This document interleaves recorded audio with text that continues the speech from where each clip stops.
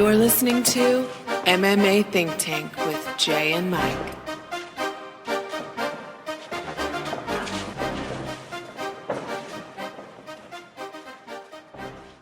Well, it's been a couple of weeks, so you know what time it is. We are back. Mike, how have you been? Jay, I'm doing pretty good, acclimating to my new job in Sacramento, getting that traffic on. And but you know what? I know where I'm going. I got to just judge when to leave to get on time, and it's going okay. Got some actually friends, coworkers that are into MMA out there.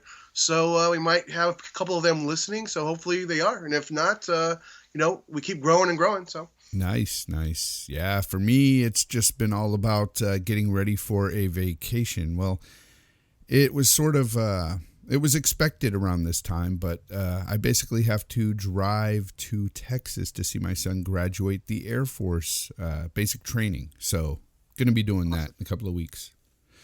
So, that is awesome. Anyway, man, yeah, real proud of him. And anyway, so let's get started with this. Fight Rewind. We've got much to talk about in the world of MMA. Let's talk about UFC Fight Night 105, Mike. Yeah, what a great card that was. Sometimes you get a fight card that's heavy in the main event and some decent names. And are those decent names going to, pull out a good show? And I thought they did, Jay. Let's just start, Derek Lewis versus Travis Browne, the main event. First of all, Derek Lewis by KO in round 2, survived round 1 body shots, and came back in round 2 and laid Travis Browne out. Jay, I love Derek Lewis. You love Derek Lewis, I know.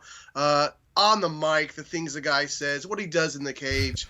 This was one of those fights that to me, he really dug deep from those body shots.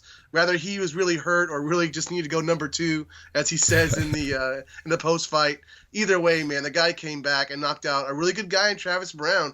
I think a guy that was really someone that was a really good rung in the ladder that the Black Beast is moving up. Oh, when he was being interviewed, I had so many chuckles during that post-fight interview. That guy is just funny. He is funny. Hey, what's not to like, He knocks people out and he makes you laugh too. Oh yeah, it's an action comedy with this guy. Yeah. I mean, it hits everything, and then he brings romance into it with where's Ronda Rousey's fine ass at? Yeah, that was hilarious. Which was pretty funny. And and then of course his little thing in about how he doesn't want to fight anymore for like the next couple of months because he's been fighting a lot, and of course all the sex he be getting. Yep. Which was funny as well. And Brian Stan just took it. He just just plain faced, just continue to answer the questions, didn't roll off of that. Jay, I know you and I don't have, our chops that Brian Stan has, but I think we could have landed a couple of funny questions and, moved it on instead of just ignoring it. Don't you think? Yeah. Joe would have. Joe would have said something, or he would have at least laughed a lot, to what he said. Because how could you keep a straight face? I don't know how Brian did it. Acknowledged it at least. Yeah, exactly. But honestly, I mean, and I'm sure everybody said it, beating Travis Browne is a great feather in the cap to be wearing. I agree. And, Browne was ranked, I think, number 9 to Lewis ranked number 8. But this was a Travis Browne that was getting back kind of to basics. And so he had Ray Sefo as a striking coach, a former kickboxing champ, multiple kickboxing champ, K1. I've met the guy. He's a big dude. I mean, so this guy, he was kind of on the comeback trail after, he'd only lost to like the biggest names. Yeah. Travis Browne had. So for the Black Beast, for Derek Lewis to just come in and do what he did to take the beating, so to speak, and then dish it right back out. That was huge. Yeah, and when you look at the who's who of who's Travis Browne fought up against, and then you look at Derek Lewis, who he's fought up against, I mean, Travis Browne, in all reality, this was the best guy he's faced. Oh yeah, bar none. I mean, you've got people like Big Country, who's maybe like on paper a better grappler, but he rarely uses it. But yeah, when it comes to rankings, when it comes to striking prowess, and highlight reels, you look at Travis Brown for sure. Yeah, exactly. So, in my opinion, that's where the rankings really don't matter in this situation so much. I think that Travis Brown was a great guy to beat for Derek Lewis. It really showed that he's got heart. It showed that he's got determination, and the guy knocked him out, man. What more could you want out of a heavyweight fight? So Derek Lewis, in my opinion, right now is dangerous, and he's going to be very dangerous against any opponent. Doesn't matter who it is in the heavyweight division, because I thought he took those kicks from Brown, and they were brutal, by the way. I know he tried to downplay that in the post-fight interview, but they were brutal, man. So I think that Derek Lewis is on his way up big time. Yeah, he is the interim heavyweight champion. I don't know if you saw that, but he's carrying around a little belt, like one of those fake belts, and he's calling himself the interim heavyweight champion, which I think is great with the way the UFC has been giving out these interim champions lately. Hey, it's like they're giving out packs of gum, It's nothing. Yeah, exactly. So I thought that was great. And he called out Mark Hunt, Jay. What a fight, man. Mark Hunt, I think that's maybe a little bit of a step back, but still, if Mark Hunt beats Overeem, and we're going to talk about that fight later on, of course, Mark Hunt, fighting Lewis would be a fantastic fight. Well, the thing is about the Mark Hunt Overeem fight, anything can happen in that fight. I mean, I could see it going either way. Yeah. So, with Overeem, he has gotten better, but Mark Hunt is always, always dangerous. Yeah, exactly. If Overeem does get this win, I think that you're looking at Derek Lewis fighting a guy who's in the top 5 in Alistair Overeem. But if Hunt wins, he's still in the top 10. Mark Hunt is. So I think that the next part, win or lose, the next fight should be, I think, against Mark Hunt. Or I'll just say that's a great fight. I'm not sure how else they're gonna run it, but that's how I look at it for the Black Beast here for Derek Lewis. As for Travis Brown, he's steadily falling. I don't know if you give him an easier fight now, or if you give him, But here's the thing. Sure. I don't think Travis Brown did bad at all. I think he was doing great in the fight. He was actually hurting the Black Beast quite a bit. And I kind of cringe when I say the Black Beast. It sounds kind of odd, but that's the name he chose. So Yeah. But Travis Brown was doing great against Derek Lewis. He just got caught, man. The guy got caught. Eventually, Derek Lewis just did his thing. All right, Mike, let's move on to another fight that was a pretty decent fight that night. Johnny Hendricks versus Hector Lombard. And I'm saying pretty decent because we haven't seen a pretty decent Johnny Hendricks fight in quite some time. Yeah, he's been losing a lot of his fights lately, not making the weight at 170, so he did go to 185. Hector Lombard, he was at 185 for a while, so he's a little bit more accustomed to 185. But Hendricks, he took it by unanimous decision, 30-27, 30-27, 29-28. I looked at it more as 29-28, Jay. Yep. But Hendricks did look solid at 185. He should only get better. But, I don't know how far he can go at this weight class because he is going to be a smaller middleweight. He did beat a good guy in Lombard, a former Bellator champ. But let's just see how it goes, I guess. Yeah, I could not agree with you anymore, Mike. I'm glad you brought it up. The weight class is just wrong for him and Hector Lombard. I don't think either of these guys are going to go very far in this weight class. They're too small. They're too small. And, it was another funny thing that you brought up with the 29-28. I agree as well with this. It seemed like he was very elated. He was really happy and over the moon that he won this fight in the fashion that he did. And I thought it was a little much. I thought it was like, dude, like, you won this fight, yes, but it wasn't a spectacular fight. Well, I mean, you kind of have to look at to where he's coming from. I know what you're saying, but because to me, I kind of felt the same way. Like, look, you got a decision. You beat a guy that's a decent guy, a guy that you didn't put away. But I think he was kind of just feeling the weight class. He felt like he could bounce on his feet. He felt, livelier. He felt like he had more gas. And I think he was feeling all those things. So, and then having lost his last, 3 or 4 in a row, then getting that win, I think that's where he was elated about. Now, I don't know if that elation transfers over to that he's going to blow through the division. I don't think that, but I think all those things together is why he was very, very elated. I get that that's what he was feeling, but in my estimation, when I'm looking at the guy's fight that he just fought, and then I think back to his best fights at 170, I think that, dude, there wasn't really much here to really speak about. And in this division, in this weight class, you're not going anywhere. So calm down. That's what I was thinking. No, yeah. We'll see. I agree with that, but I think that's just how he felt. Yeah. I mean, you look at the weight class. There's not a lot of wrestlers in the weight class, though. I mean, there's obviously Chris Weidman, who's a great wrestler, and Yoel Romero is a great grappler as well. But and you just named two guys that are so much bigger than Johnny Hendricks and would just stuff his takedown attempts. Oh, well, that's why I use those guys as an example. He's not going to get to those guys. First of all, he's not going to be able to fight those guys. But can he beat Anderson Silva, Robert Whitaker, Gegard Mousasi? Nope. Vitor Belfort. Does he have a chance against those guys? Maybe, maybe not. I don't know. I think with his age and the fact that that the middleweight division is full of killers and names. Yep. I think it's going to be tough. But I like to see where he goes. You got Derek Brunson, who's up against the wall now, even though he should have beat Anderson. Or should have got the win against Anderson. Vitor Belfort's on the way out. How's Anderson doing now? I mean, he's got some guys you can get in the top 10, but not much more than the top 10. Yeah, when you named all those.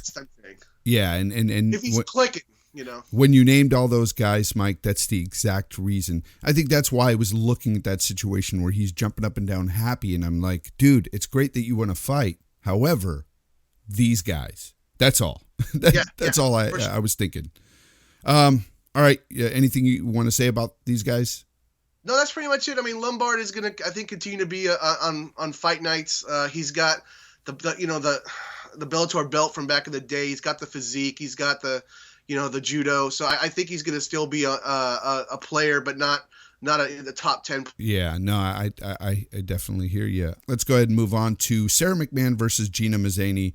Of course, this is the first time you and I have seen Gina Mazzani. So what did you think?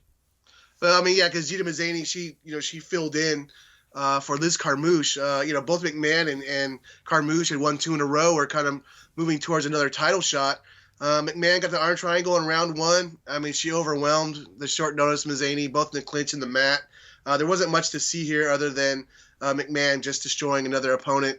And now she has 3 wins in a row and wants a title shot. And right now, I can't think of another person you give it to outside of her, to be quite honest with you. It's too bad this third win was against somebody who just, who was just coming in, was kind of fed to the wolves. Yeah. And I like how McMahon really, tried to comfort her as, Mazzani was just beside herself in tears. And McMahon was just trying to console her and say, just telling her, don't worry about it. You're going to get another fight. This is just, you're awesome just to do it, so. Yeah. Well, that was very sportsmanlike of her. However, I've never been really high on McMahon, but I think you're right at this point, even with the third win being Mazzani. I think that who else are you going to give it to the next title shot? Right. I mean, and she really didn't even get going against Ronda Rousey. That's not McMahon's fault. Ronda Rousey landed a really good, I think it was a knee to the liver, if I remember right, and just shut McMahon down, and that was it. So who knows what McMahon, could have done in that fight if that wouldn't have happened. But that's hindsight. But the way McMahon looks now, she's doubled up on her wrestling, still doing striking, but she knows where her bread and butter is now, and her physique has gotten even bigger. I've been a fan of her since the Legacy days. I think she's finally gotten back, in the spotlight and where she needs to be. And of course, she's talkative now. She's talking about wanting a title shot. And, I'd love to see that against, Nunez or whoever, is going to be the title holder at the time. It'll be a great fight. Yeah, no, I agree. It should be a great fight there. So let's go on to the prelim fight where basically we had 2 other women fighting, Mike. Carla Esparza versus Randa Marcos. What did you think about this one? Yeah, I wanted to bring this fight up simply because Esparza was, got a win back underneath her after losing to get Jacek and had looked good. And Randa Marcos, she was 6-3 coming in, but kind of like Pennington had been looking better than her record. And sure enough, Marcos by split decision, 29-28, 28-29, 29-28. And Marcos she's coming to her own after having an average record. And now you've got Esparza and you've got Marcos, who I think are decent people in that weight class now at 115, which has some names, obviously, from Tough, getting its start on Tough. But now we have some more people that are going to mix it up, and that's what I want to talk about just real quick for this prelim. Yeah, Randa Marcos, she's an on-again, off-again fighter. She's one of those that looks great sometimes, and then other times not so much. You never know what you're going to get with Randa, but we've seen that with Carla as well. So they're kind of evenly matched in that situation there. Yeah, I mean, Esparza, the former champ, obviously winning it on Tough and getting dismantled by Jacek, but getting the win back in her last fight, I forget who it was right now. She looked great, and then have Randa Marcos come out of nowhere and kind of take that from her. Even though it was a split decision, I just thought, okay, we're going to open up the division. Yeah. Decent fighters for sure. What do you want to move on to next, Mike? Let's do Bellator 172, which was the day before. And we'll just kind of like lump that onto Bellator 173. There weren't a lot of fights to talk about, guys. But of course, the big one at 172 was canceled. Matt Mitrione had kidney stones, so his fight with Fedor was off. A lot of us didn't find out until the actual broadcast. Jay, I don't know if you found. I think I might have texted you. You texted me right before. Yeah, so I found out during the broadcast. I didn't look at any of the sites a couple hours before.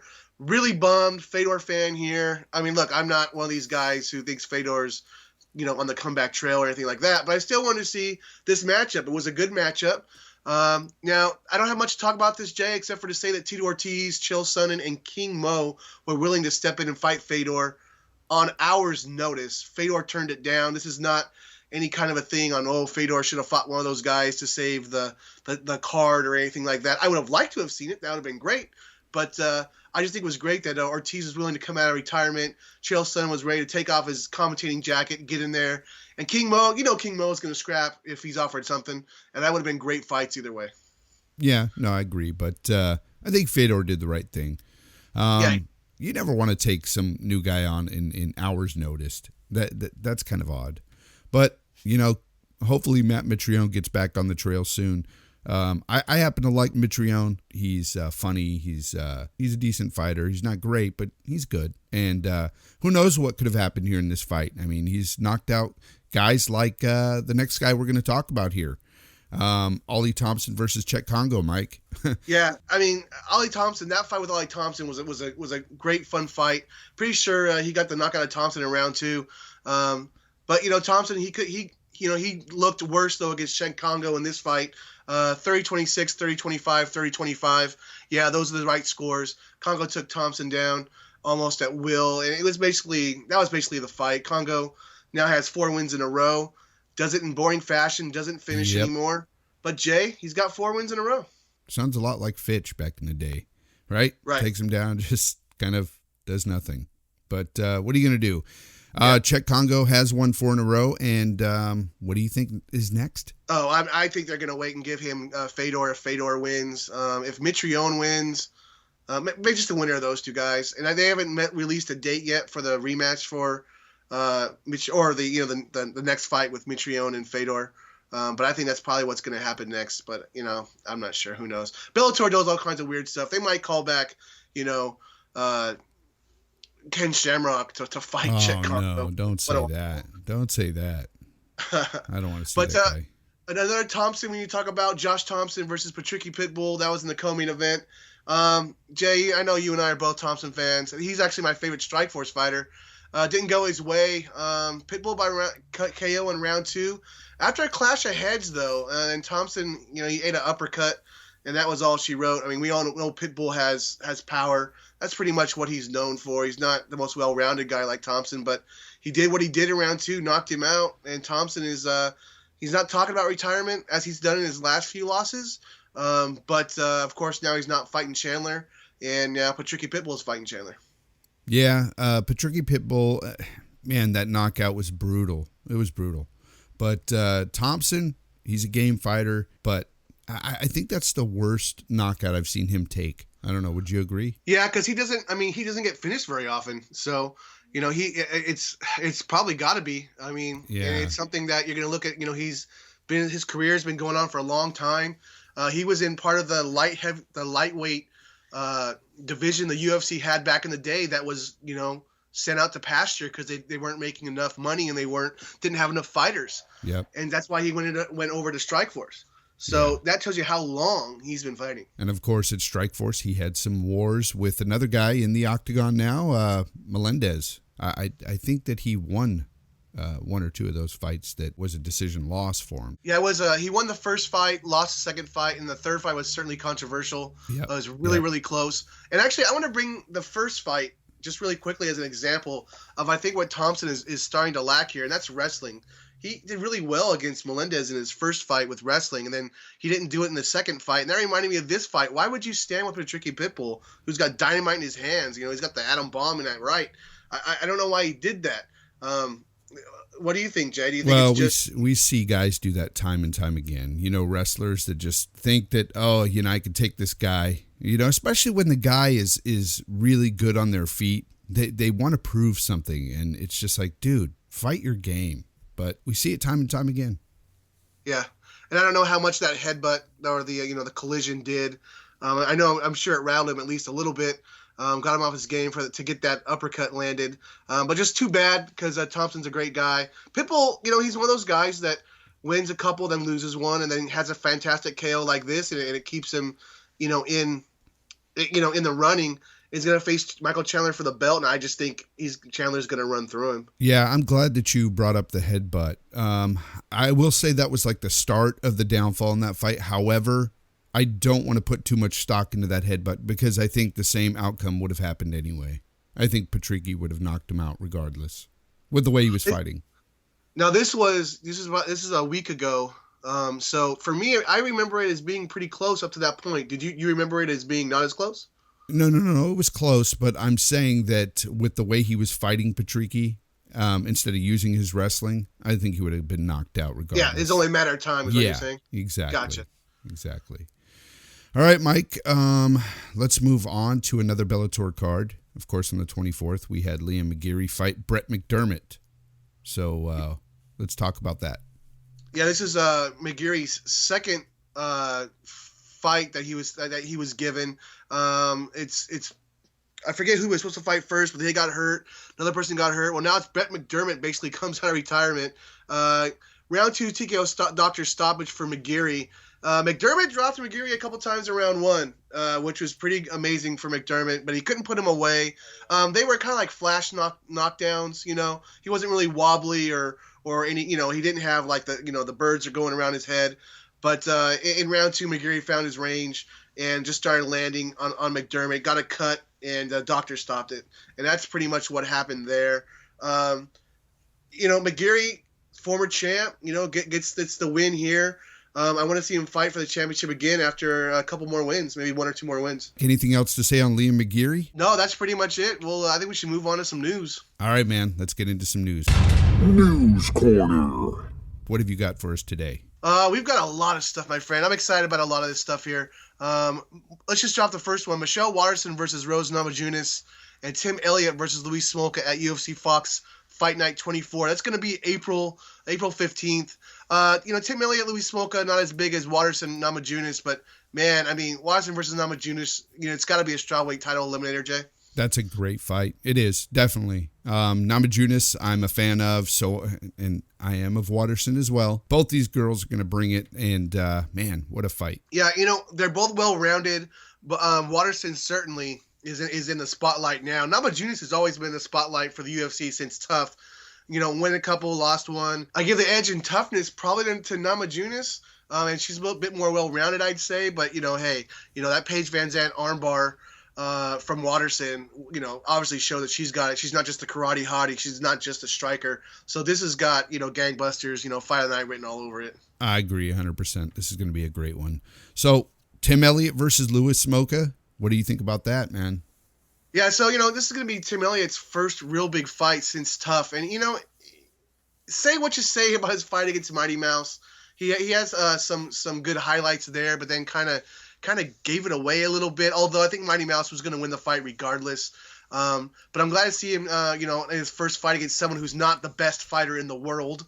And Smolka, look, the guy, he's 11-3. He's got he's got 4 KOs, 5 submissions, so he's a well-rounded guy. But he is coming off a 2-fight win streak, so I think this is a fight that Elliott isn't tailor-made for, but it's something that he can win. And if Smolka can get this win over, a former regional champ and a tough winner, I think it puts him back, even though he's lost 2 in a row, back in the back in the spotlight as possible contender. Yeah, I'm a fan of Smoka, so I want to see him do it. But Tim Elliott, he's a good fighter, man. I like both these guys. I think it's going to be a great fight. Move on to Charles Oliveira versus Will Brooks at UFC 210.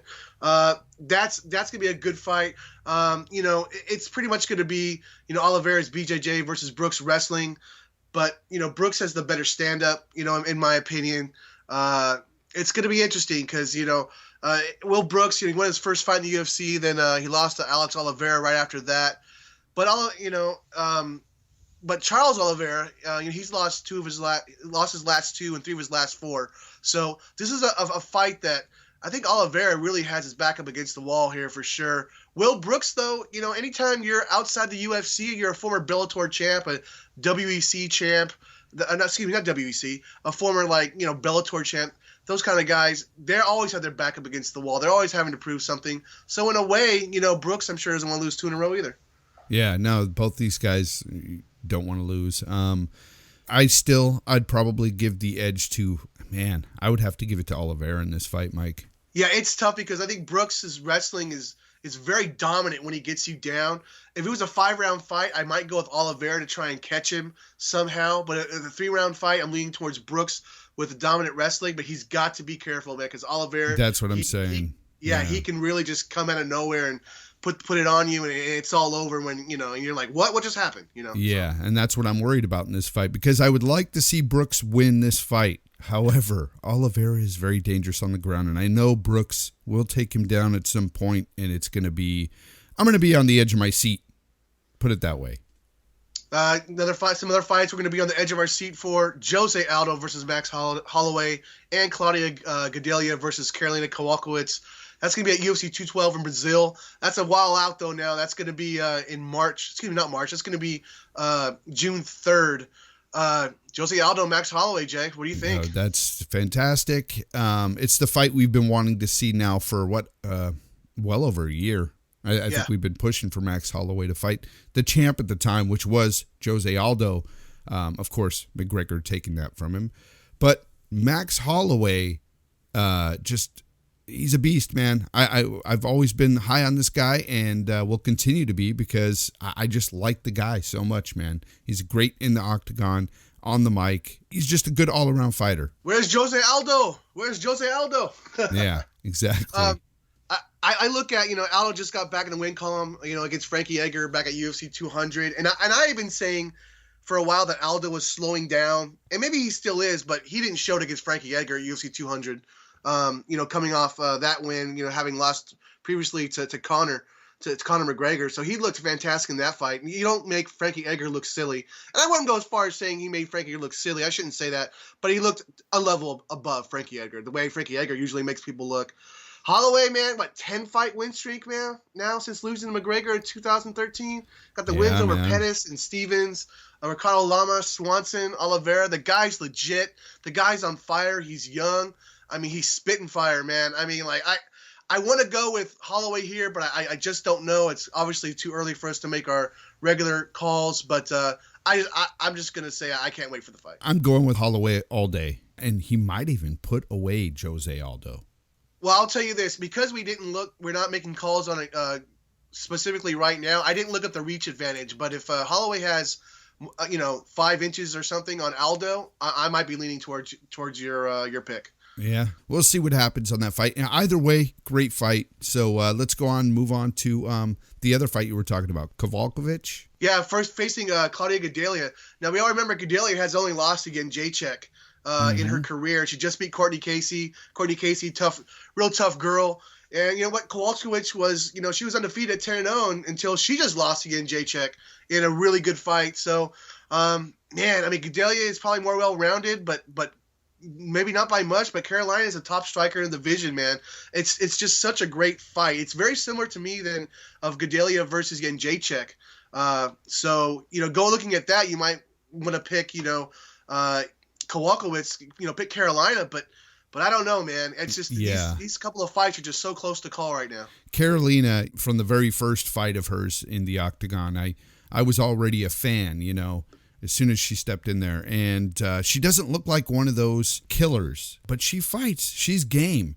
And Gedalia is a killer. And, I would probably give the slight edge to Gedalia in this fight. I think she might just beat Carolina. But, again, man, great fight. And I hate to be repeating myself, but these are all some great fights coming up. And it's going to be an awesome few months ahead of MMA. And that's always a great thing. Yeah, I agree for sure on that. And I just want to throw in one last little thing I noticed. Carolina doesn't win. She wins by decisions a lot. And I don't know if that's going to come into play here for Claudia or not, but let's just remember that. Moving on now, we've got a trio of some pretty good fights here. They're not barn burners for the division, but some good fights here at UFC Fight Night 108, and that's going to be on April 22nd. We've got Cub Swanson versus Artem Lobov, Diego Sanchez versus El Iaquinta, and Smiling Sam Alvey versus Talis Leitis. When we talk about Cub Swanson versus Artem Lobov, Jay, I just have one thing to say, and maybe you can answer this question. Why is Artem Lobov fighting Cub Swanson? That's a great question. Only Cub Swanson, top 10 guy. Just be Choi. Yeah, inquiring minds want to know, because I have no idea, man. Makes no sense to me. I do know that Lobov is one of Conor's guys, so I don't know if they're trying to give Conor a bone here by giving Lobov a fight. I'm not saying Lobov isn't he's not a great fighter, but he's a fun fighter to watch. He always brings it. He's one of those guys, but I just feel it's something that I don't know if nobody wants to fight Cub, and Cub just needs a fight, and that's why they're giving it to him. But that's pretty much all I have to say on that fight, my friend. Yeah, me too. It's odd. Well, what do you think about Diego Sanchez versus Al Iaquinta, Mike? What do you think about it? Just a tough, gritty fight. Both these guys, they come forward, they throw bombs, they're shooting for takedowns to get good ground and pound. I mean, this fight will be one of those fight of the night type fights with Diego either coming back in the third round and almost winning it, or you know what I mean. One of those fights. Both these guys are great fights, and that's why I said, these three fights are they going to move the division? Are they huge fights?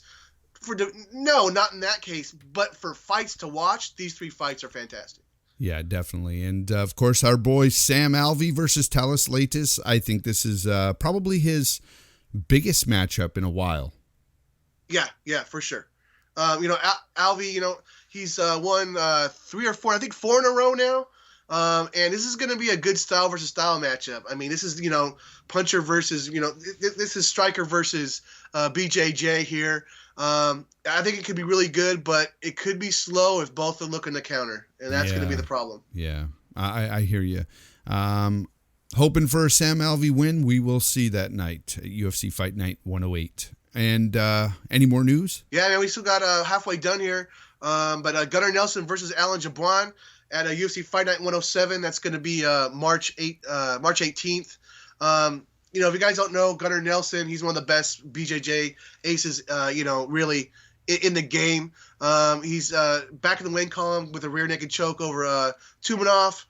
Previously, after that, losing to Damian Maia, where Damian Maia kind of showed him he's the master, and that Gunnar Nelson is the apprentice.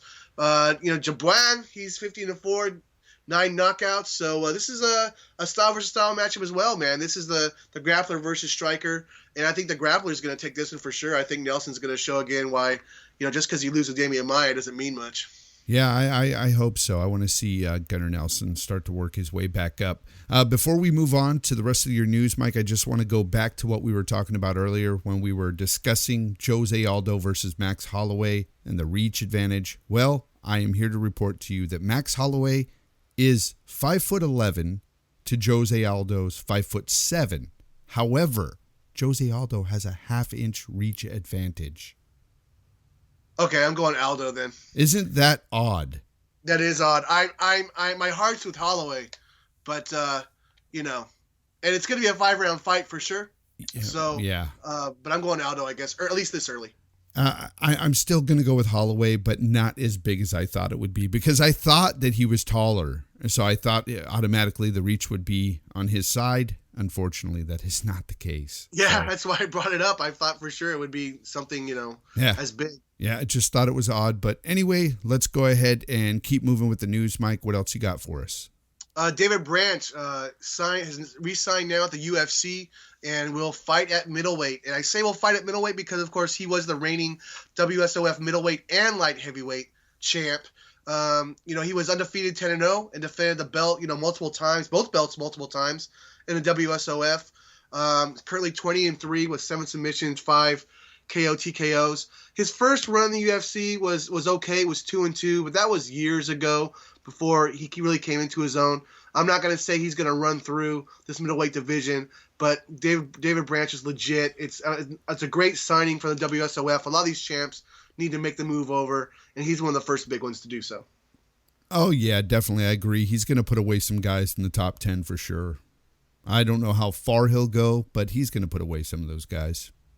Yeah, very well rounded, and now he's been with Renzo Gracie for a while, and he's really got his craft going. I'm really excited for that. Someone who has not found a home yet, but has been released, Bubba Jenkins has been released from Bellator. According to his wishes, he asked to be released, and they've released him. Jenkins says he's always helped Bellator out whenever they've come to him for fighting on short notice or doing this or that, but they've never returned the favor for him. So he just wants out. And if you guys remember, Jenkins he's a phenomenal NCAA wrestling champ. He's 11-3. 4 KO TKOs, 3 submissions, so he's very well-rounded. And his only losses are to Georgie Karahanian and LaRue Bailey way back in the day. But Karahanian, I think, was his last loss. He's lost to him twice. So he's still a prospect. Beat Yamauchi was one of his biggest wins, and Yamauchi has bounced back from that loss to really make some waves. So anybody who can pick him up, whether it's the WSOF or hopefully the UFC, you've got a featherweight that can make some moves. Yeah, definitely. I agree, man. What else you got? So staying in Bellator, Michael Page versus Derek Anderson and Liam McGeary, we talked about earlier, versus Linton Vassell. That's going to be at Bellator 179 in a really good card, my friend, because Paul Daly versus Rory McDonald is the headliner, which we talked about in a previous show. So you got Michael Venom Page, Derek Anderson, Liam McGeary versus Linton Vassell. To me, just the first fight real quick. Page didn't look good against Gonzalez in his last fight. He did get the win, decision win, but he didn't look great. Anderson's 14-3, got the 1-0 contest, 6 submissions, 5 KO TKOs. I knew he was a good fighter already without looking up his stats, but and I thought to myself when this fight was signed that Anderson was going to beat Michael Venom Page. I still think that, especially looking at his stats. So what do you think about that fight? As you said, Page didn't look very good in his last fight. However, man, he's got something to prove here. I'm hoping that he beats Derek Anderson, but it's going to be a tough test. Oh, yeah, for sure. And we said here with that KO over McDermott. Now Vassell, he's got a 2-fight win streak and is 6-2 in Bellator. He's only lost to former champion Emmanuel Newton, and I forget who his other loss is to. It might be King Mo. So no, not too bad there. But with McGeary being, having 6 KO TKOs and 5 submissions, Vassell, he's got 6 KO TKOs, 7 submissions. Both these guys are really well-rounded, extremely well-rounded. So that fight, that could go either way, and I'm excited to actually see it because, Vassell needs to get a big win on the map, and if he can get it against McGeary, we'll actually have another contender to take a look at, but my guess is McGeary gets the win. Yeah, I agree with that. Paul Daly versus Rory McDonald, Mike. Please tell me that this card here is not another pay-per-view try for Bellator. No, it's going to be in England, and usually it's a foreign card. They usually don't, have foreign cards as pay-per-views. They haven't talked much about any other pay-per-view since the first one a couple years ago. Which didn't do well at all. At all. I think they know their niche right now is on Spike, is on, that kind of thing. And I think they're fine with that because, Jay, you and I have discussed, about how overseas they don't have pay-per-view. It's just part of the package. Yeah. It's on ESPN. Yep. It's on Fox Sports, and it's we have to pay for it here in North America. Yeah. So hopefully at some point we'll get that, but you just never know. Staying in Bellator, we'll go Daniel Strauss versus Patricky. Whoa. Paul Daly versus Rory McDonald. I wanna talk a little bit about this fight. Oh, that's fine. We talked about it previously, but I don't mind talking about it again. Here's the thing. Paul Daly versus Rory McDonald. I know you have to look at this fight and say, Paul Daly's been looking really good. Yeah. However, this is Rory freaking McDonald. And if he comes back and he's in top form, man, I think he should demolish Paul Daly. Should. I agree with that. But the problem is, for me, is that Paul Daly, like you said, is looking good. He's excited for this fight. He's excited to put his hands on him. And so I don't know who I'm going with here. I just need to see Rory McDonald in after his first fight here in Bellator. Because is he going to be the fighter who's kind of laying back a little bit, countering, or is he going to go forward like the old McDonald and and put hands on him? It's going to be very interesting. I'm going to be listening to a lot of Rory McDonald's interviews. I think what it comes down to here is going to be, is Paul Daly's punches going to get in before Rory McDonald's kicks? Yeah. And I think that's going to be the major obstacle against Paul Daly is those kicks for McDonald. Yeah, no, you're exactly right. It just what's going to land first. McDonald doesn't have the one punch knockout power that Daly has, but Daly also, when he gets frustrated, which hasn't been in a while, tends to shut down. And so if Rory McDonald can basically hurt him or get him off his game in the first two rounds, he's gonna get an easy decision, I think. Yeah, I really miss, and you touched on it a bit, is Rory McDonald's old methodical killer self. Back when he first got into the octagon and was fighting and would come forward and was that what was his nickname, Mike? Yeah. So Rory McDonald.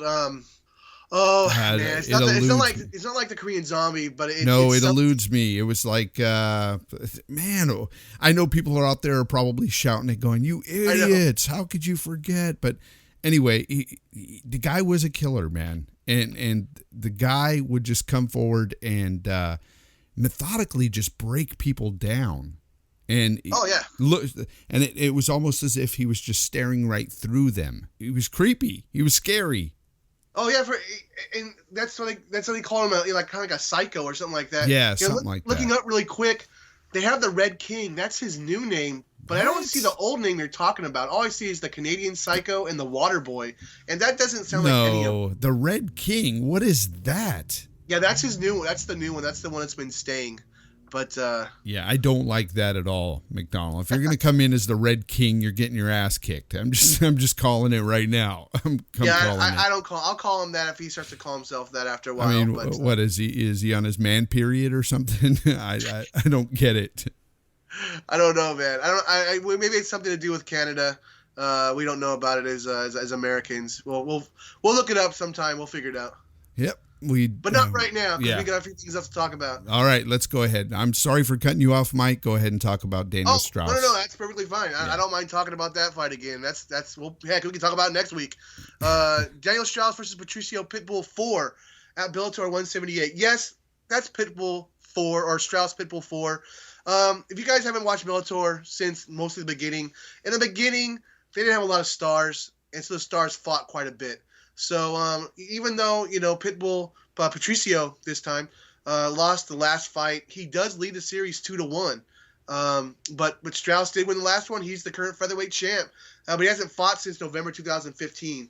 He's been injured for a while. So how coming off the injury is that going to help? How Strauss will look against Patricio Pitbull, who you could easily consider the greatest Bellator fighter of all time. It's going to be a great fight. I love Daniel Strauss. I've met him a couple times. Yeah. Great dude. And, I'm going for Strauss here. More well-rounded. But Patricio Pitbull is not like his brother, man. He's not like Patricky, where he's kind of a one-trick pony, if I can just say that.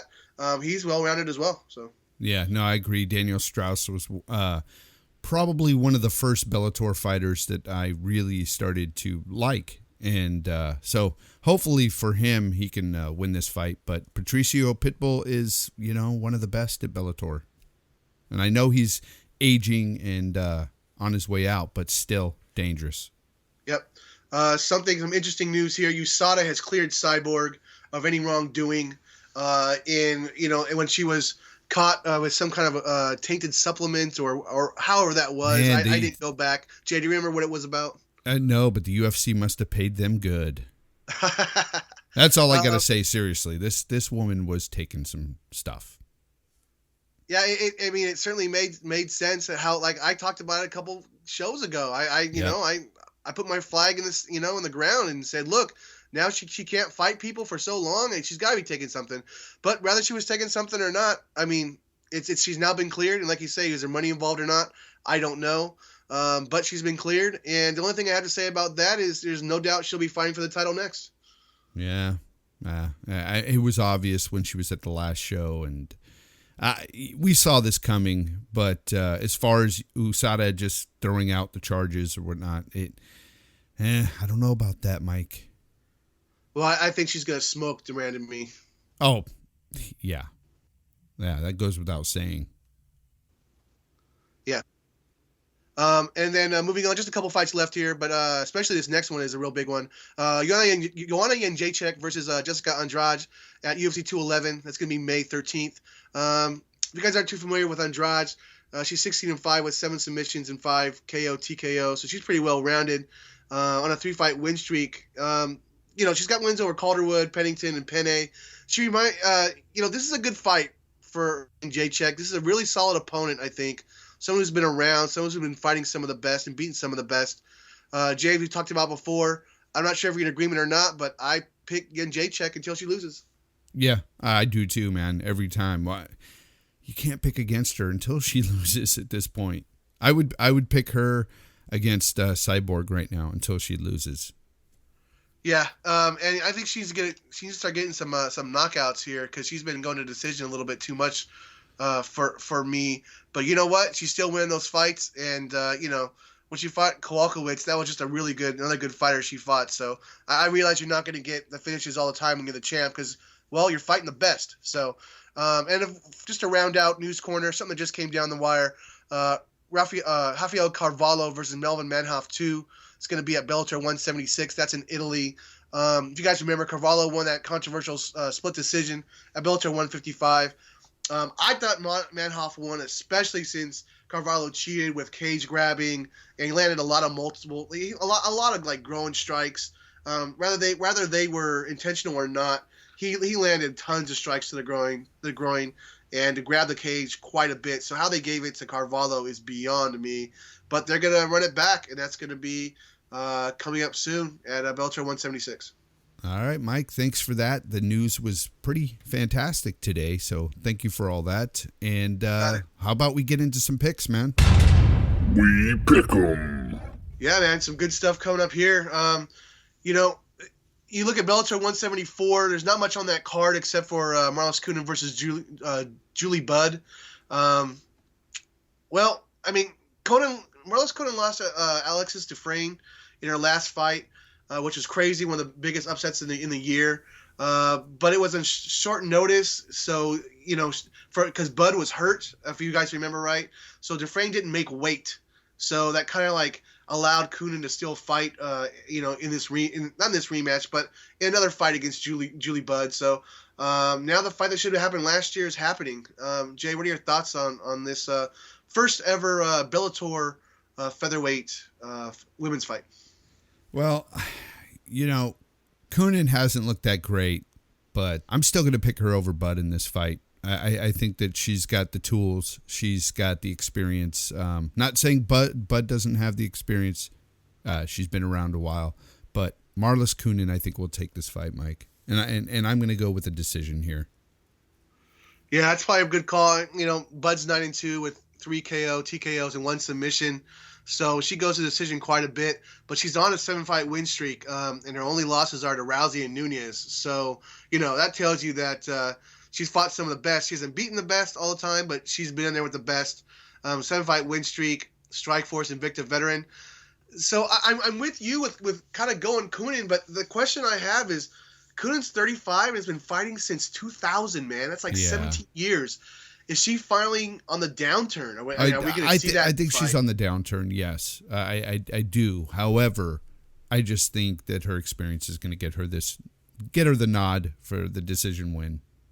I agree with that. Let's see what happens. I think the Dufresne loss was just something that came out of nowhere. But if Bud puts it on her, and I mean puts it on her, not beats her, but puts it on her, maybe she is fully on the downturn. And but I'm still going Coonan. So that's it for Bellator 174. That's on March 3rd. On March 4th, wow, the big one, the one we've been waiting for a while. We're looking at UFC 209. Tyron Woodley versus Wonderboy Thompson, Khabib Nurmagomedov versus Tony Ferguson, Mark Hunt versus Alistair Overeem, and one more fight I put in there. I respect for Rashad Evans dropping to 185. He's fighting Daniel Kelly. Those are 4 great fights in my opinion with some real big interest. Jay, I'll let you run with Tyron Woodley, Wonderboy. Wonderboy won that last fight. I'm sorry, their first fight, I gave it to Wonderboy. I know that the judges didn't see it my way, but I, along with many other people out there, saw it that way. And I'm sticking to it, damn it. I am. But I think in this fight, Mike, I think Wonderboy can easily win this fight if he just works a bit harder than he did in that first fight. I think that he pulled punches that he could have thrown, pulled kicks that he could have landed. And I think in this fight, he's going to be smarter, and he's going to go ahead and throw it out there and possibly even KO Woodley. You know what? You echoed a lot of stuff that I was thinking too, my friend. First of all, I thought it was a draw. I gave the 10-8, I think, in round 4 to the knockdown and you know the guillotine attempt. But if it wasn't but Wonderboy did get out of it at the end and start throwing strikes on top. So if you were to make that a 10-9, you give it to Wonderboy as the win. There's no way that Tyron Woodley wins that fight at all. It's at best a draw for him. But the first fight didn't go the way I thought that they'd fight. So I don't know what's going to happen here in this fight. But I agree, man. If Wonderboy strikes more, he should get the win. But if he doesn't, Woodley's going to get the win this time, and it could be really worse this time. Because Wonderboy's hesitancy, it literally hurt him in round 4 with that huge knockdown. And I think that training with Sage Northcutt, I think helped Woodley, and he's training with him again. I realize that Wonderboy and Sage Northcutt are not the same person. They're different weight class and a little bit different, but they're both. But it seemed to have helped Woodley, and that's something that is going to come into play. But I've been going back and forth on this fight, and my heart is with Wonderboy.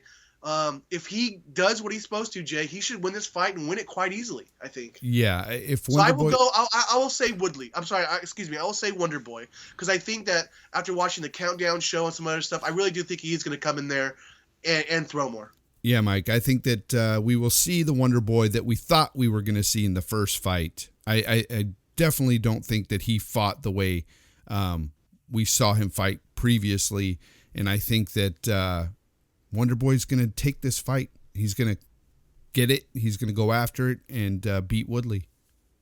Yeah, and you talked about he didn't do as he normally does, and that's one of the reasons why I realize I'm in the big minority here, why I didn't like this first fight, because it seemed like he would push Woodley back to the fence, and then there's nothing happened. Yeah. And what's the point? Yeah. What's the point of that? Now, that can't happen this time. I was a fan of the fight. Now I was a fan of that first fight, and I know me and you were kind of at odds with it. However, I think the reason why I became a fan of it, and a lot of people became a fan of this fight, was because of everything that happened in it, where at the end of the fight, he almost got choked out, but he got out of it and he kept fighting. So it was that whole, this is a fight. They're putting it on each other.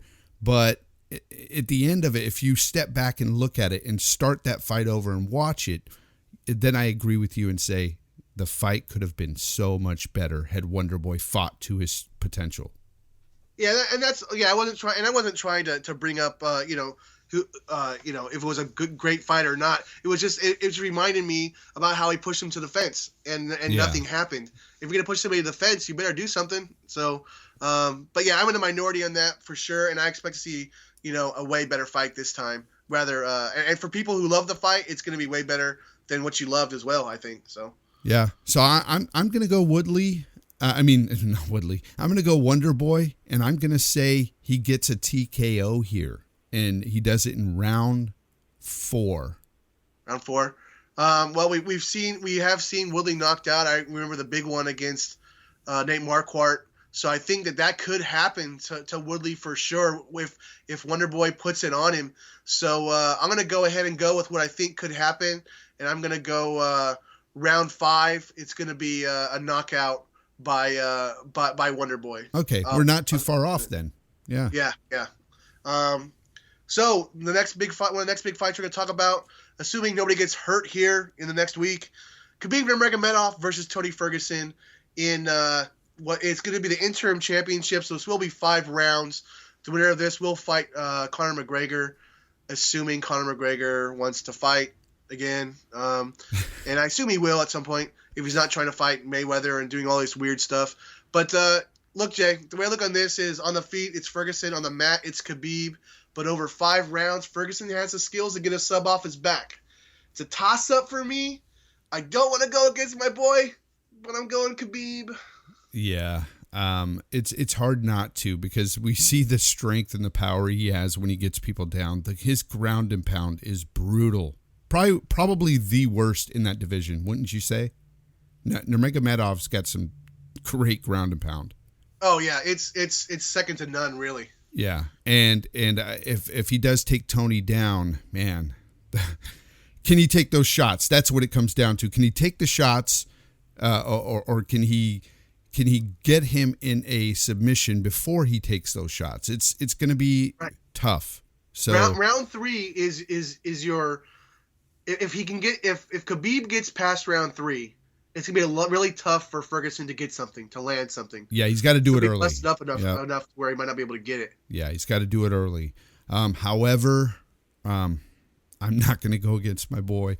I'm going to go Ferguson, and I'm doing this out of just from my heart, because I want to see this guy get that win and potentially be a champ that I've been pushing for and that you've been pushing for quite some time.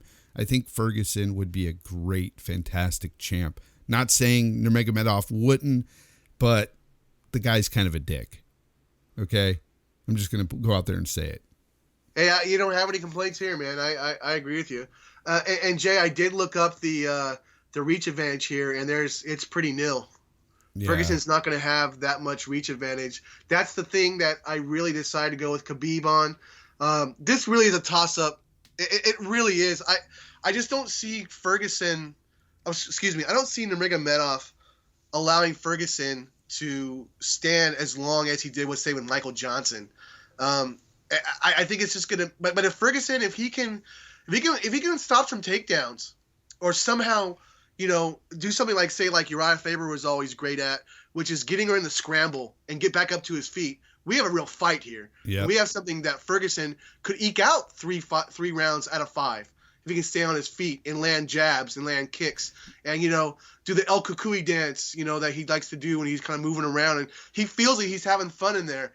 So it's gonna be interesting. Yeah, if it comes down to striking, I will give a big edge to Tony, because Nurmagomedov, although he's knocked people out, Nurmagomedov, he likes to throw a lot of overhand rights, and he's not a technical boxer at all. Right. He kind of puts his head down and just throws haymakers at times. And if he's going to fight like that against somebody like Tony Ferguson, who's more technically sound in boxing and he has great accuracy with those punches, I'm going to go Tony all day. But Nurmagomedov, we know that if the boxing isn't working, he's going to grab you and he's going to take you down, and it's his world. But man, I'm just hoping that Tony hurts him on the feet and then gets him into a submission or TKOs him. That's what I'm hoping for. Oh yeah, he's more well-rounded than Khabib by far. He's better striker.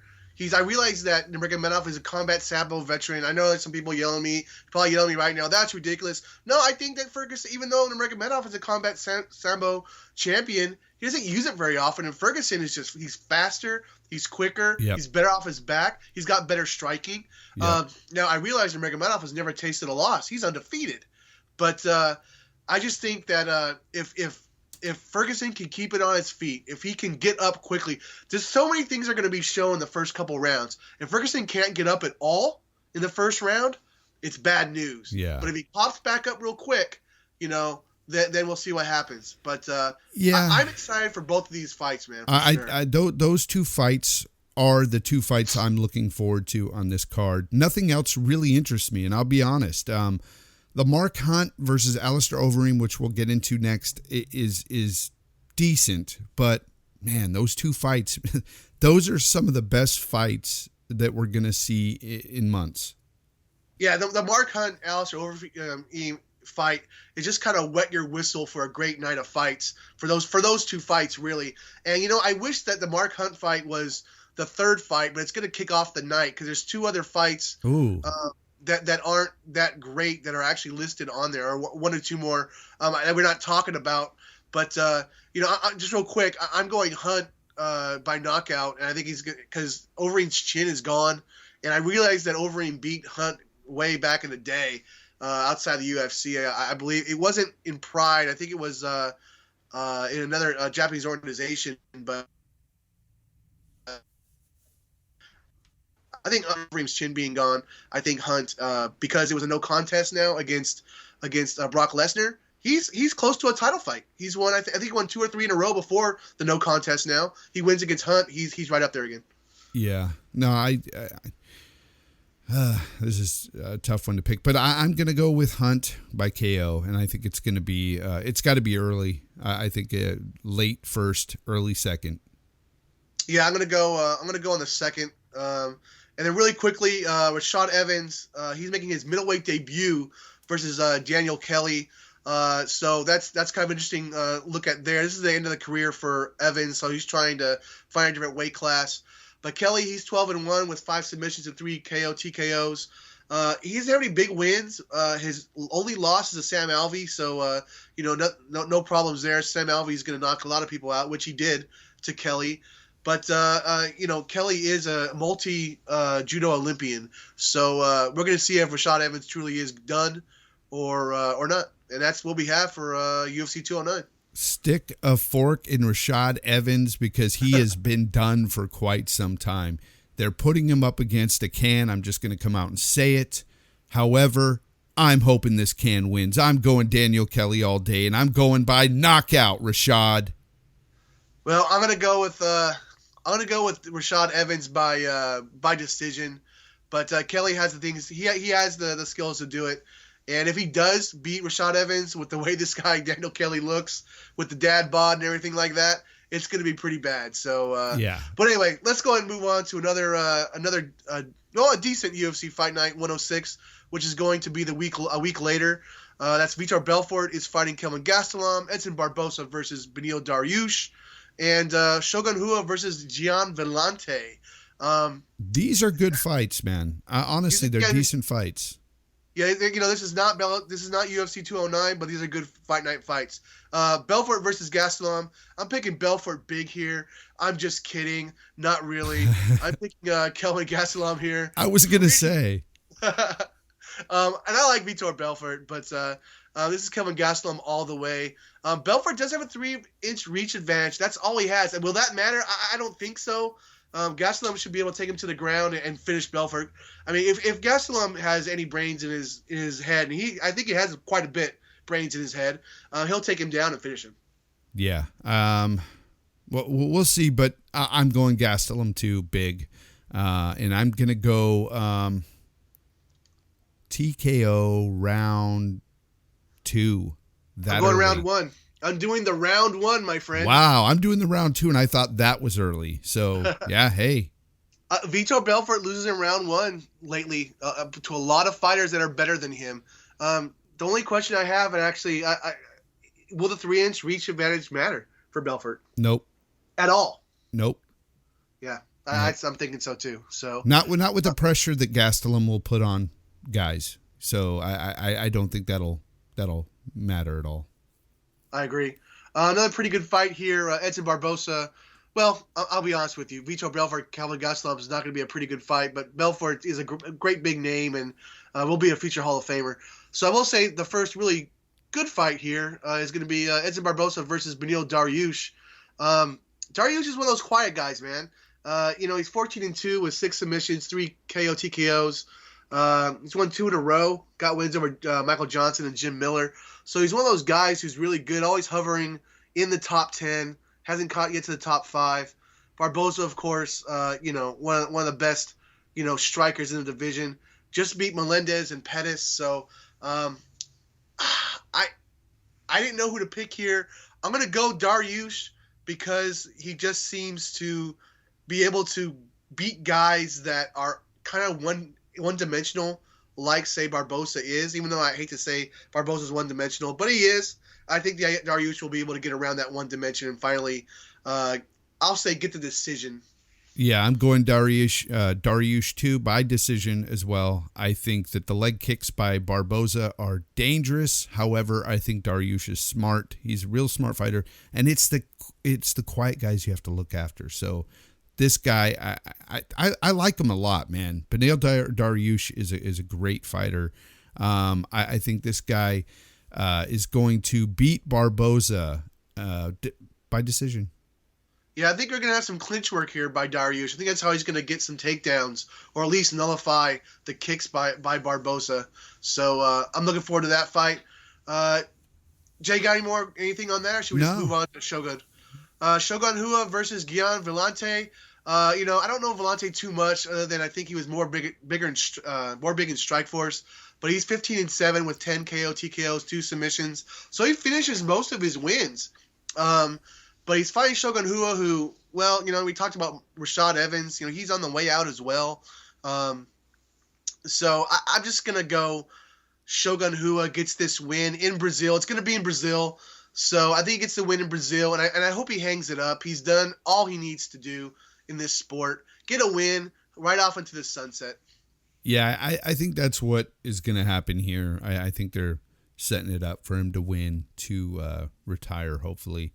And I say that respectfully. I know that I haven't always been high on Shogun. However, he is one of the greatest, that has fought in the octagon, and of course Pride. However, this Gian Villante guy, I don't recognize him, and I've watched Strikeforce. I used to watch it religiously.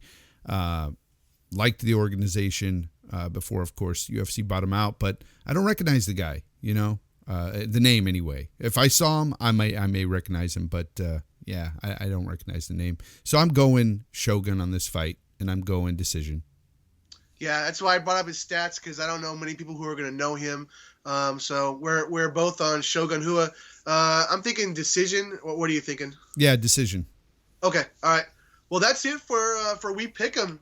We just have one last thing to talk about, my friend. What's that?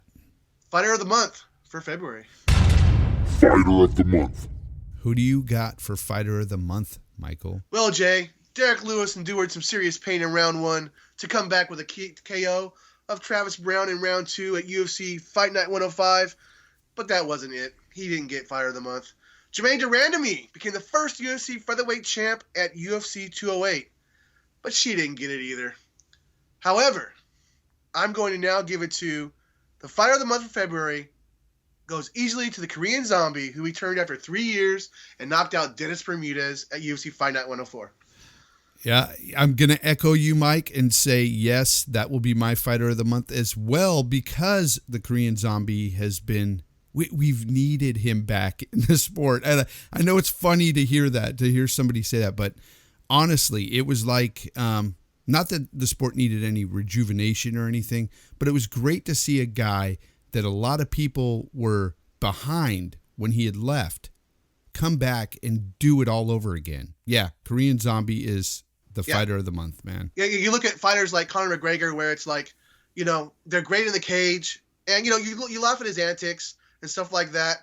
And even Derek Lewis is similar to that, but it's so easy to get behind the Zombie because he just loves what he's doing inside there. He's always happy. He's got such a great demeanor inside, outside the cage. You just want to get behind him, and he never lets you down, win or lose. So, yeah. You know that's what we needed. And I really see the same thing coming out of Choi as well. Yeah. I can see the same thing. He loves what he does. Win or lose, it's still a guy you can get behind. And, you know, it's funny, both these guys coming from Korea. So not saying there's any kind of correlation there that, you know, makes these guys better fighters to root for or anything. But I'm just bringing it up because it was, you know, kind of odd. No, that's the truth. It's just both those guys are the same type of guy. Yeah. And, you know, so it's kind of like with when the old days back when who's the guy I'm thinking of? Clay Guida. It's one of those guys. He's hopping around. He's throwing punches. You like to root for him. Yeah. You know, he never got too far, but, you know. And interestingly enough, he's from Korea as well. No, I'm just kidding. He's not from Korea. But no. He was born on an Air Force base. Yeah, but Choi and the Korean Zombie are just, man, I really like these guys a lot. I mean, we've always liked Zombie, but Choi is really up there in my book too. I think this guy's going to do some fantastic things in the sport. And we're honestly, Mike, the more of our fighters that we've sort of grown up with in the sport are leaving, we're getting in these new fighters that we can get behind. And that is what's fantastic about mixed martial arts, is that we're getting these people from all over the world. And there's so many people to either rally behind or look at in disgust, you know, because right now I know for you, you're looking at certain guys and going, man, I don't like where this guy's headed, but man, I like this guy right here, you know. Right. It's just, it's a great time to be a mixed martial arts fan. It really is. And I know even with the UFC and Bellator doing some odd matchups sometimes and throwing out these interim belts left and right is an odd thing, but man, it's all about the fighters at the end of the day, and we have an abundance of great fighters to get behind. I was gonna, you know, jokingly, we talked, of course, off air about how I almost was going to say that the interim lightweight championship was going to be the real championship because I'm tired of Conor McGregor's antics. At least these guys want to fight, but of course that's not the truth. He still is the champ and should be. He hasn't been out for a while. But, yeah, so that's, you know, but now we have guys like I want to bring up that maybe we should have talked about, but we didn't, you know, really know him until his fight on UFC Fight at 105. That's Gavin Tucker. How he picked apart Sam Cecilia. Where'd this guy come from? You know, he's an amazing fighter. And you look at that guy out of Bellator, the Irish guy out of Bellator. His name eludes me right now, but that guy. He's fantastic. He's out of nowhere. So we're always getting, like you said, we're always getting these new fighters. We're always getting somebody coming up, and the UFC is really good at building building fights. Excuse me, not just fights, but fighters as well. Yeah. So yeah, I'm excited for sure where it's going from now on. So. Yeah, definitely, and it's sad to see some of our old fighters, you know, leaving the cage, but we're getting so many new fighters in that are piquing our interest, that are blowing us away nowadays, because if we think back to when we first started watching this sport, Mike, think of UFC 1, UFC 2, right. And I know it was a totally different, it wasn't even really a sport back then. It wasn't sanctioned. You had a 400-pound guy fighting a 189-pound guy. However, if you just look at the progression and how this sport has just come up so big, the fighters, the caliber of fighters we have now, even from 5 years ago, has grown tremendously. And that's it's just awesome to watch, man. It's awesome to see that progression. Yeah, I agree. And the name I was looking for was James Gallagher. That's the guy in Bellator, the Irish guy who says, look, I'm not Conor McGregor, but I'm just going to fight for my country. And he looks great doing it. He's more of a submissions guy as opposed to McGregor's being more of a knockout guy. But that's the other guy I wanted to talk about as well. Yeah. And, of course, we talked about Doo-Ho Choi already, you know, coming out. So, you know what, Jay, what that tells me, actually, to piggyback off what you're talking about is these three people we just talked about, they're all foreigners. They're all from other countries. They're all, you know, it used to be America and Brazil, and that was it. Then Canada kind of came into the fold. And then, of course, you know, the UK, mostly England. But now these guys coming out of Ireland, guys coming out of Korea. I know Korea's been in the fight scene for a while, you know. Don't get me wrong, Stun Gun Kim and stuff like that. But a lot of new people are coming out not from America and not from Brazil. And that's the great thing about this sport. If you can fight and fight well, it doesn't matter what you look like. Yep. It doesn't matter how tall you are. It doesn't matter how muscular you are. It doesn't matter. As long as you can fit this weight class and you can do it, you can do it. Yeah, and don't get it twisted. We have a lot of kids growing up here in America that are in mixed martial arts classes that are coming up through the ranks that one day is going to be that 18-year-old, 19-year-old kid knocking on the UFC's door going, hey, I'm ready for that belt. And we're seeing it now. And it's just such, I don't know, man. And I hate to get off on this, you know, and really talk about this at the end of the show, but I just had to say something because I think at times people miss that. They're so bad on talking negatively on the UFC or Dana White or Bellator, Scott Coker. They have something negative to say all the time about mixed martial arts, and they lose sight of what is good in the sport right now. And that is the fighters, people. The fighters are just, man, we're living in an amazing time as a mixed martial arts fan. That's all I'm saying. Yeah, let me just add to that is the amount of shows we have and free shows. Oh, man. The type of fighters we get to see in these free shows. You know, we talked about how the last UFC Fight Night 105 with Derek Lewis, that fight card was fantastic from top to bottom. Yep. And we got that for free. And I was sick last week. And if you guys have heard me cough a little bit, I apologize. I'm still getting over it. I just have this cough that won't go away. But I was really bad when I was watching that fight and those fights.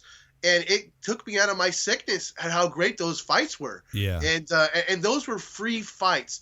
And, you know, with the UFC putting on free fights all the time, and from back in the day when me and Jay had to, you know, we just paid for pay-per-views, you know. And now you got pay-per-views and fight nights and Fox Fight Nights and the Ultimate Fighter. Bellator's for free. If you like your World Series of Fighting, if you're, you know, that's for free. And, of course, if you have, you know, a big cable package, like I do, minus the HBO and stuff, you got the Axis fights for some up and coming talent, which we don't talk about a lot because we don't have enough time. But, and Mike, you know. you said it here, but you know,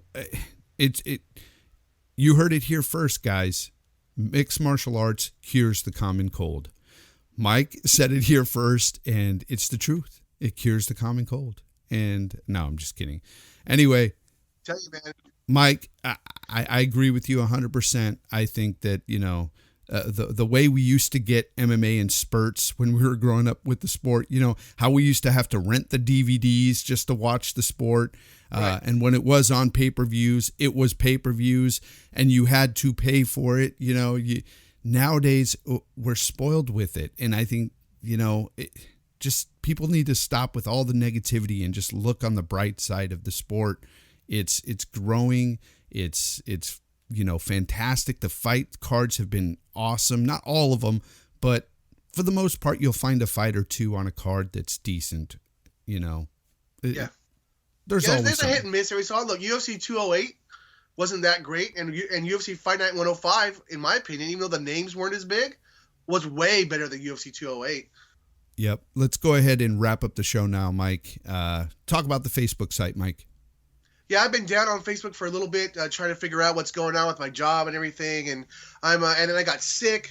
So the news Facebook is going to be revamped now that I'm commuting, and I it's a little different for me now. So I'm going to try anything big that happens. That's going to go up, no problem.